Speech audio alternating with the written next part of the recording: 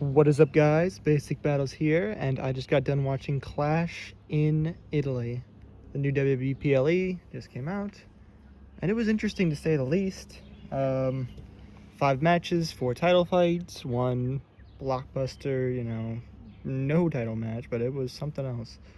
And yeah, I thought the show was good. I thought it was good. I thought it had some moments that didn't jive too well with me, but we'll talk about that. Let's just go beginning to end. First match of the night, Gunther versus Cody Rhodes. Oh, man. Let's just get it out of the way, man. This crowd, man. Holy shit. Have we ever had a Clash pay-per-view that didn't have an all-timer crowd? I mean, it was just outstanding. Holy crap. They did not stop yelling, man. Holy shit. It was awesome. Started off well. The match itself, Cody and Gunther, two great wrestlers, have great chemistry. It was really good. Big problem here, though. The match was short. It had a fluky finish. It could have been a lot more. Didn't top their crown jewel match, and it's definitely setting up for a new one, but I don't know, man. I just feel like sometimes with a crowd this hot, no matter what kind of pay-per-view you're on, SummerSlam, WrestleMania, Clash in Italy, Great Balls of Fire, I feel like you need to pull the trigger if something, feels right. It felt right for Gunther to win. Or if they really want to continue Cody's reign, give him Randy down the line. I feel like just give them a clean win, honestly. It hurts sometimes, yeah, you really don't want either of these guys eating a pin right now. But, I mean, it's wrestling. Someone's got to win, someone's got to lose. So yeah, ultimately, it's hard not to feel underwhelmed by that. It just feels like an appetizer, which is probably why they had it opening the show, of course. So I look forward for them having an actual full-on wrestling match very soon, and hopefully they do something interesting with that. I know they're probably going to throw Sammy in the mix, and it might be a while before we see a true Gunther-Cody one-on-one again. But you never know. Wasn't bad, honestly, in a vacuum, but it just could have been so much more. Second match of the night. What was the second match? Why am I blanking on this? Oh, Jade versus Rhea. Arguably the best match of the night, honestly. And if I had to just think right now at the top of my head, yeah, I think it was the best match of the night. Crowd was hot. They carried over their insane chemistry from WrestleMania. They gave them a little bit more time. There was some involvement from the B-Fab and Michin, and Charlotte got a good moment there.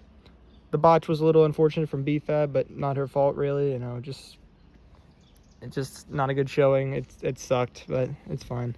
I did like, they did the foot on the rope spot multiple times this pay-per-view, back-to-back in a row. It was kind of weird, but I did like that this one. I thought this one was better if it wasn't botched because, Charlotte, they called it back instantly in the match. She got her moment then spot. It was cool. So I thought the match was really good. I think that's probably the end of Rhea and Jade, which I'm fine with, honestly. They've had 2 great matches so far. Well, 1 good match. This one was definitely much better than the WrestleMania match, but that's what happens when you give them a little bit more time, man. It always helps. But yeah, and also the crowd elevates it so heavily. This one is just 10 times better than Vegas, even if the match quality is pretty similar to WrestleMania. More time and better crowd equals better match. Who would have thought? Next match on the cards, arguably the biggest match on the whole PLA, Oba Femi versus Brock Lesnar. This crowd was so insane. They were literally singing Brock Lesnar's song. Reminded me of the CM Pulse old intro or old outro. But yeah, that Oba entrance, holy shit. And the match itself was good. And it was elevated to great by the crowd because this is probably the loudest they were the entire night, which was insane. From entrance to pinfall, it was nonstop noise. Honestly, my favorite part of this match was just the expression work. Lesnar, Oba, Heyman even. Good lord, they know how to act in the wrestling ring.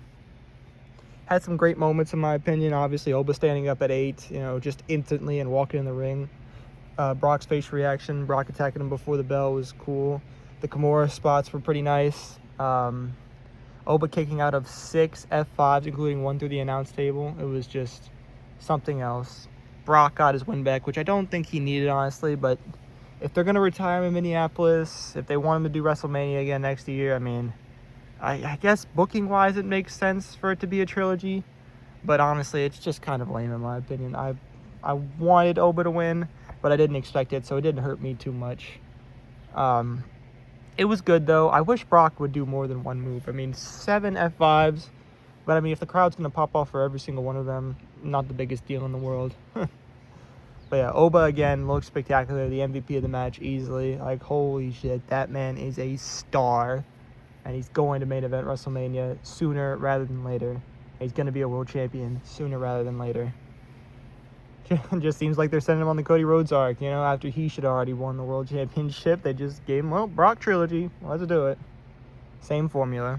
And he'll win at SummerSlam, it looks like, for Oba over Brock. Predictable, but if the quality's good, I'm not going to complain too much. Next match, Sol Ruca versus Becky Lynch. Another good match. This was just solid in the middle. Pretty good match. Pretty on par with Becky's quality with the IC title. You know, it's all been pretty good. Some of the moments in the match were a little bit sluggishly paced, but it's not a big deal, honestly. Sol's, is this her first championship? See, I've been watching the weekly show, so I don't know if she already fought Becky or she fought someone beforehand for singles title, not including NXT, because obviously I know she was North American champ. But yeah, great showing from her. Becky was MVP of this match, in my opinion. She was doing well so far. And Jessica Carr again arguing with Becky Lynch. I loved the spot so much when Sol had her in the crossface and Jessica was just smiling ear to ear, wanting Becky to tap. That was an hilarious moment. Great stuff from her. Yeah. So Becky ends her IC title reign, or very short-lived IC title reign, with that, and Sol gets a start. Hopefully it's a good reign for her, and yeah, on to the main event. Jacob Fatu versus Roman Reigns, the sequel.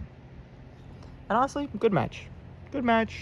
Not the best. I think their Backlash match was a little bit better in my opinion. It just had a better pace to it. You see, the best Tribal Combat match was easily, if this is considered Tribal Combat, I guess not. I don't even know what they call it. Bloodline Rules, or whatever they call it. It's a different type of match, but in my opinion, I think the structure of these Tribal Combat matches are just so weird. They did the same thing with Jay in the SummerSlam match in 2023, the much maligned match, where they just slowly start the match off by walking slowly around the arena and hitting each other into stuff, and it's really sluggishly paced, and it's just not entertaining to watch. And then the actual match happens in the ring. Luckily, Jacob Fatu and Roman Reigns, I like that dynamic much more than Jay and Roman, not including those two COVID matches. But anyways, yeah, just the beginning of this match was just not my cup of tea, and some of the match was kind of similar. You know, they just kind of was waiting to get to the boot. Some of the spots in this were amazing. Like, holy crap, the Umaga John Cena spot, throwing the steps at him outside the ring, the Superman punch through the ropes, the drive-by into the post. Like, some of it was really, really good stuff, man. It was still a very good match, in my opinion.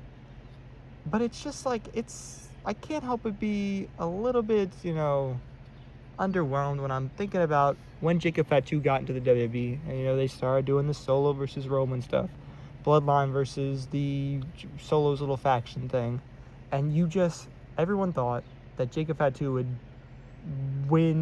get a win against Roman Reigns, you know, that he would be the future of the Bloodline and all that, and now I just feel like they're just never going to see each other again.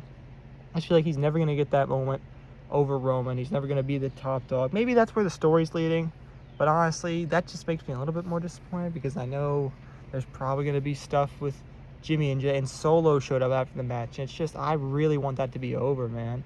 I thought Jacob was like the end game of this Bloodline stuff, and maybe he still is, but now we have to trek through so much more of this Jimmy, Jay, and Solo stuff, and it's played out, man. We played this out already with Roman and all three of his cousins. I feel like him and Jacob should have been the end game, and I feel like they set it up well for it to be that, but they get cold feet because Roman is really good and you want him to be champion right now, which makes sense.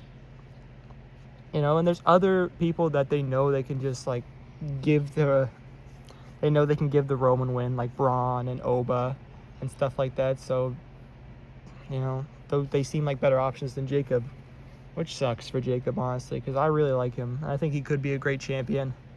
So I hope this leads to something for him. I hope we don't have to dredge through more solo stuff and Jay and Jimmy, and we'll see how it ends. We'll see how it ends. It's interesting right now, but I feel like it could start getting really repetitive really quickly. But yeah, good match, good PLE. Some stuff I didn't like. Tell me your thoughts in the comments, and thank you guys for watching. Have a good one.